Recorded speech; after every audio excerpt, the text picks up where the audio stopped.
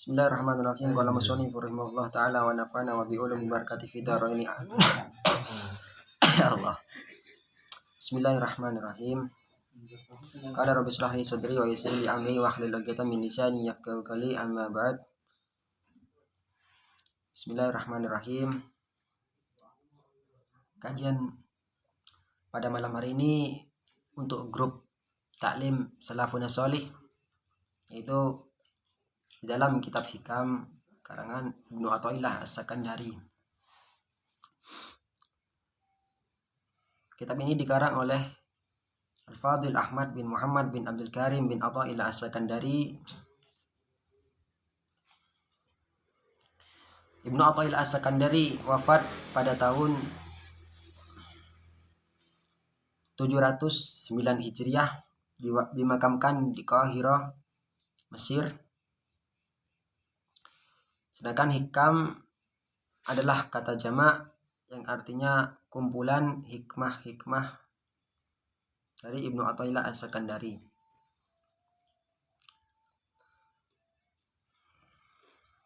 Menurut Syekh Muhammad Hayyadi As-Sindi, terdapat 264 hikmah di dalam kitab Al-Hikam, dan masih banyak lagi pendapat-pendapat lain yang mengatakan jumlah hikmah dalam kitab Hikam yang berbeda-beda. Ada yang mengatakan 275 hikmah dan lain-lain. Hikam terdapat dari satu matan. Hikam terdapat satu matan yang banyak disyarahkan oleh ulama-ulama. Maksudnya banyak disyarahkan oleh ulama-ulama, disyarahkan oleh ulama lain-lain. Tapi satu matan. Nah, jadi di sini kita ambil matannya atau qaidahnya atau hikmahnya, dan kita ambil syarah yang ada di kitab Hikam yang ada di sini. Bismillahirrahmanirrahim. Min alamatil i'timadi al-amali nuqsanur rijai inda wujudiz zalali. Min alamatil i'timadi al-amali nuqsanur rijai inda wujudiz zalali. Sebagian dari tanda seorang berpegang teguh pada amal, yaitu kurangnya rahmat dari Allah ketika ada kesalahan pada dirinya sendiri.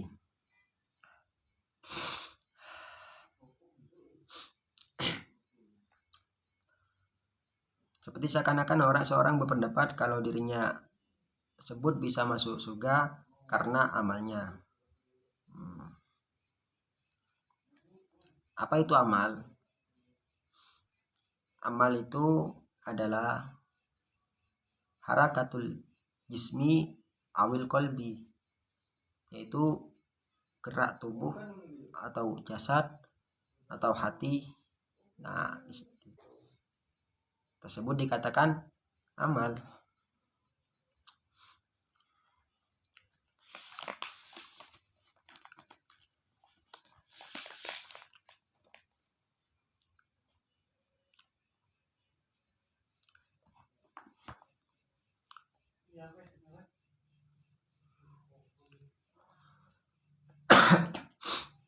Amal tersebut ada yang baik dan ada yang buruk, ada yang mengandung taatan, ada yang mengandung maksiatan. Yaitu fa'in taharraqa bima fihi sawab sumiyat taatan. Jika seseorang geraknya hatinya, geraknya badannya mengandung pahala, maka disebut taat, yaitu ketaatan. Fa'in taharraqa bima fihi iqab sumiyat maksiatan. Yaitu ketika seorang hatinya atau badannya mengandung siksa atau mengandung yang dimurkai oleh Allah, maka disebut kemaksiatan. Itu perbedaan amal, ada yang baik dan ada yang buruk. Sedangkan pertanyaannya, amal yang mendatangkan thawab atau amal yang mendatangkan pahala, itu amal seperti apa? yaitu amal yang membawa ketaatan, yaitu amal tadi, amal yang membawa ketaatan. Sedangkan amal ketaatan dibagi oleh ulama, diperinci oleh ulama menjadi 3 bagian, yaitu yang pertama amal syariat, amal thariqat, dan amal hakikat. Jadi amal taat dibagi menjadi tiga bagian, yaitu amal syariat, amal thariqat, dan amal hakikat. Yang pertama, apa itu syariat? Ulama tasawuf berkata, syariat adalah perkara yang membaguskan badan. Ulama tasawuf berkata perkara yang membaguskan badan, atau suatu yang untuk membaguskan badan. Untuk amal yang thariqat, yaitu wa amaluhu thariqah lil islahil qulub, yaitu untuk membaguskan hati, untuk membaguskan hati, untuk yang amal thariqat. Yang ketiga yaitu amal hakikat. Apa itu amal hakikat? Wa amalul hakikah islahil arwah, yaitu untuk membaguskan ruh, untuk membersihkan ruh. Nah, ruh yang bagus tersebut ruh apa? Nah, ruh yang bagus adalah ruh yang dapat mengenal Allah. Ruh yang bagus adalah ruh yang dapat mengenal Allah.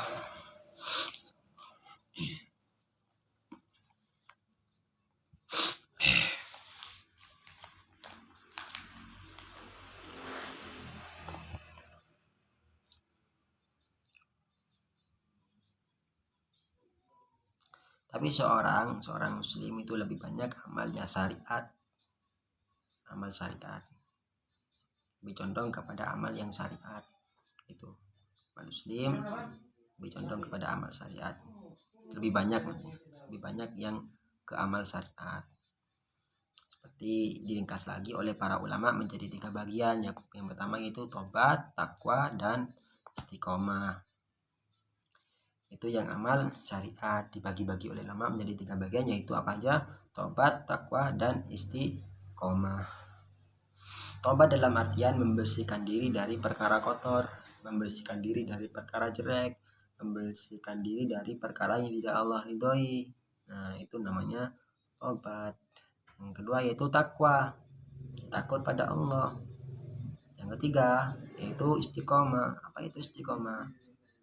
Nah, ketika kita melakukan sesuatu dalam keadaan apapun, dalam keadaan sakit, dalam keadaan tidak tertentu, maka kita akan semangat dalam melakukan tersebut, rajin melakukan tersebut, maka disebut itu istiqomah.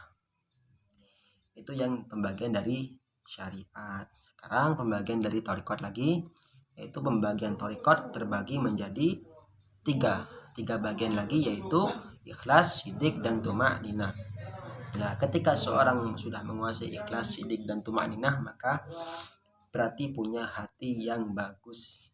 Ketika seseorang mempunyai sifat, mempunyai amal yang ikhlas, syidik, tumakninah, berarti hatinya termasuk hati yang bagus.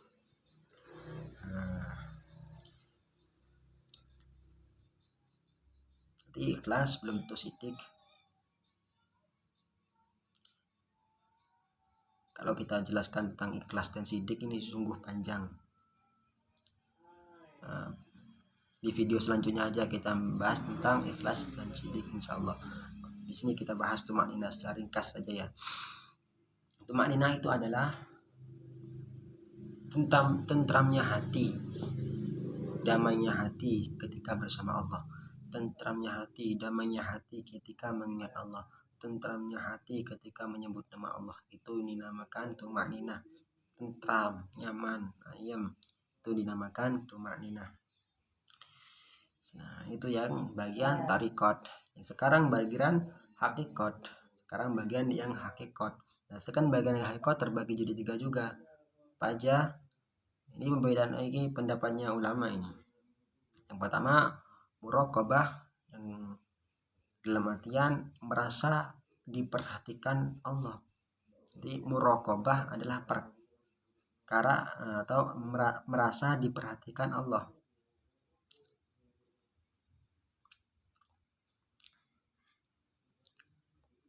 Kalau seorang sudah berada pada muraqabah, maka akan diberi oleh Allah musyahadah. Kalau sudah musyahadah, maka akan menuju ke ma'rifat. Sama seperti wa'budillah ka'annaka tara, ibadalah seakan-akan melihat Allah. Fa illam takun tara fa annahu yara, apabila tidak mampu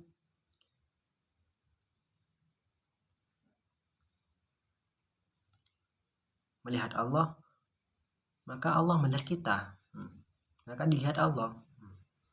Fa illam takun tara fa annahu yara, apabila tidak mampu jadi dilihat Allah gitu. Nah, itu yang tingkat hakikat. Nah, ini pembagian dari amal bagus, amal buruk. Jadi pembagian amal aja bisa terperinci, terringkas, tapi lumayan banyak. Jadi video selanjutnya kita lebih cerna lagi. Nanti kalau ada pertanyaan silakan dilantarkan ke chat atau chat pribadi aja.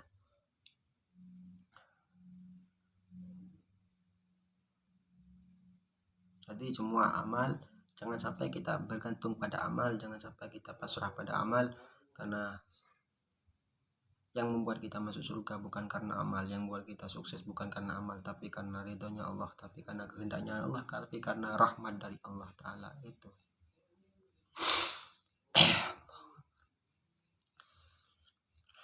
yang membuat kita masuk surga bukan karena amal, tapi karena kehendak Allah, tapi karena ridhonya Allah, tapi karena rahmatnya dari Allah. Itu yang membuat kita masuk surga, bukan karena amal, bukan karena amal.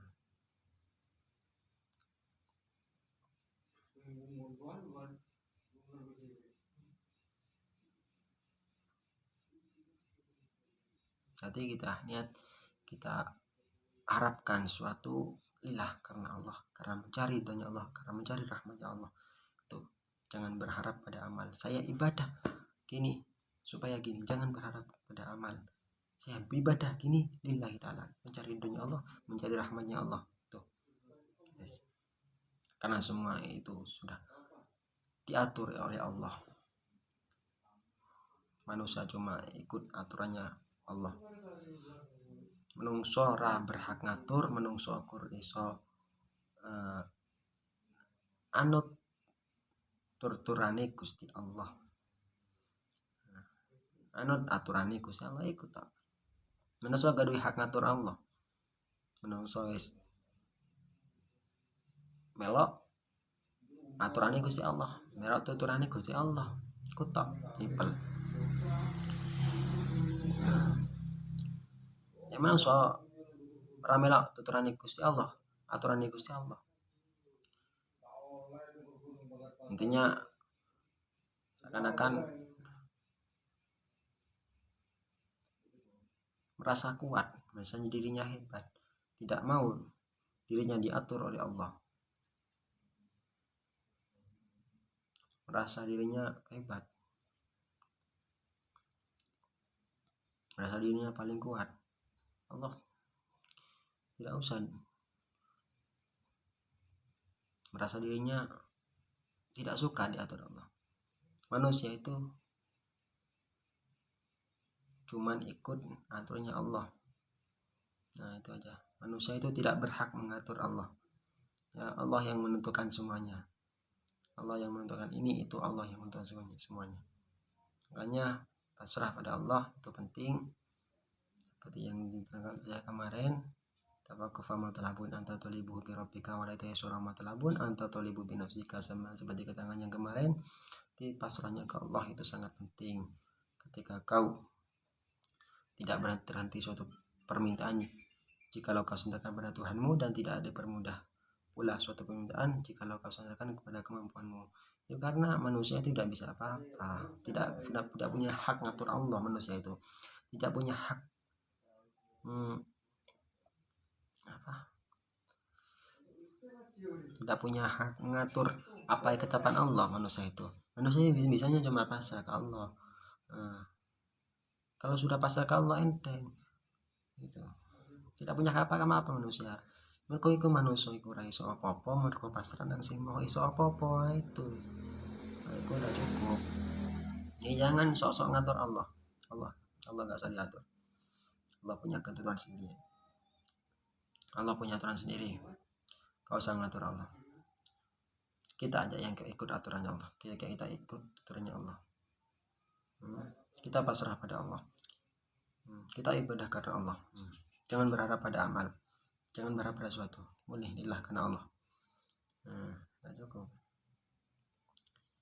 Jadi yang hikam tadi berharap pada amal. Jadi jangan berharap pada amalnya. Berharapnya pada Allah.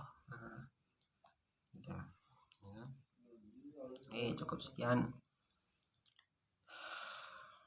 Selanjutnya pertemuan di kitab hikam selanjutnya, di video selanjutnya, di bab hikam selanjutnya. Doakan saya sehat selalu ya teman-teman semuanya. Cukup sekian. Wassalamualaikum warahmatullahi wabarakatuh.